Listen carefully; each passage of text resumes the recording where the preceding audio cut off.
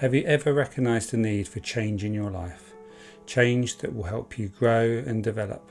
Yet how often do we fail to gain traction in making these changes because we don't have a suitable process to help us?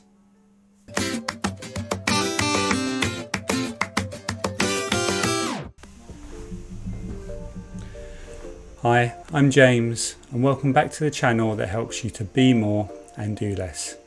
Today we're going to continue a journey looking at a process that helps us to learn and make lasting change to our lives. It will help us to gain traction, build momentum and really respond to those moments in our life where we feel yes, we need to make some change. This continues on from a previous video that I've done that will come up here, and today we're going to look at the final 3 steps which form the activation process. So let's get into things. So first, a quick recap. Moments in your life that stop you in your tracks where you think, I need to learn from this, called Kairos moments, opportunities for you to grow. And in order to respond to these, the first phase is to appraise. This is made up of 3 steps. The first step is to observe your emotions, your thoughts, your reactions. The second step is to reflect, to ask yourself why did I react in that way?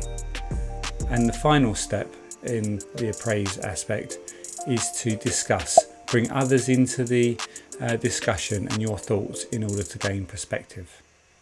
So now we're going to move on to this next phase, which is all about activation, and this is made up of 3 steps. The first step is to plan.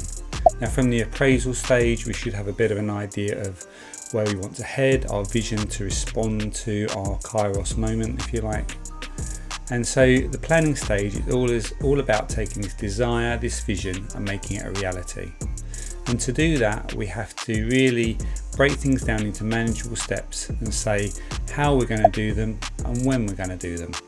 And the key here is really to break them into manageable steps. What you don't want to do is create these large steps that paralyse ourselves and overwhelm us.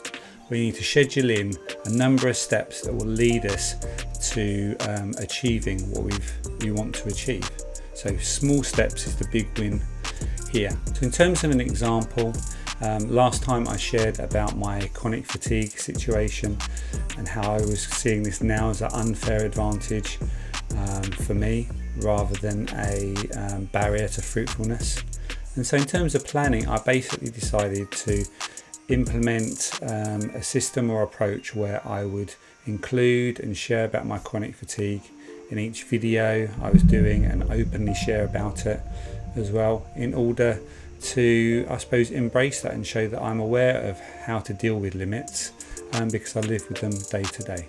So there's just an example there in terms of how I planned that into everything I was doing.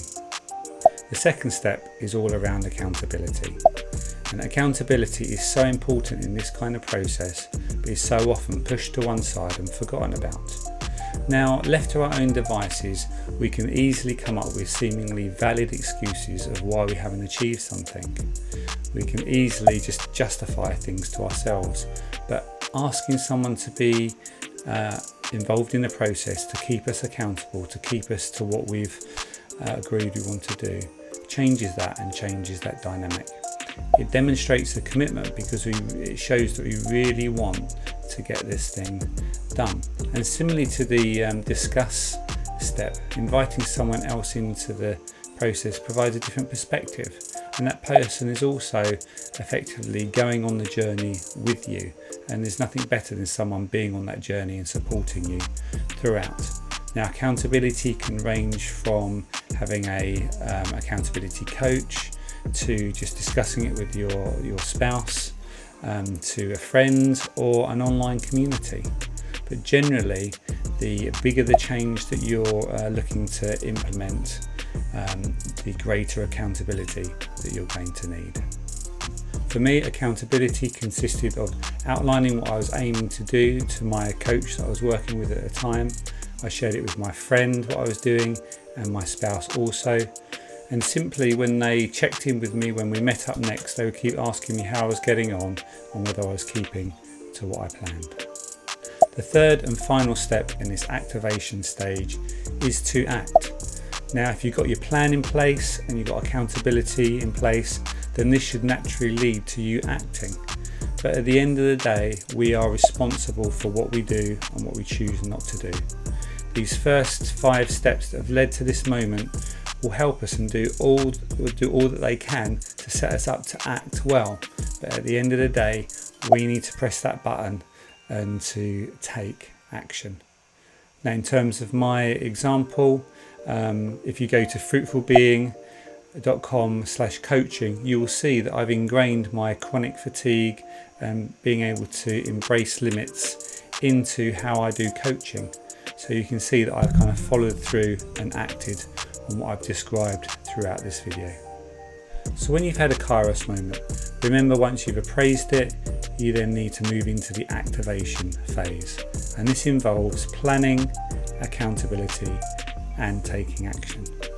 Now, over time, if you do this process well, each of these moments will lead to another moment and another moment again, and you'll see that you'll gain forward momentum in terms of your life and where you're heading.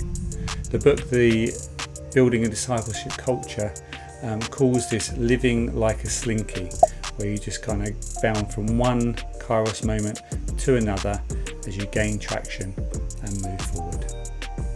Why not try out these steps when you next have a Kairos moment and see how you get on? If you need some help or have got questions around this, then do put them in the comment section below. I'll come back to you, as I would love to help you on this journey. If you need some one-to-one coaching, then check out the link in the description that explains how I can help you in that area.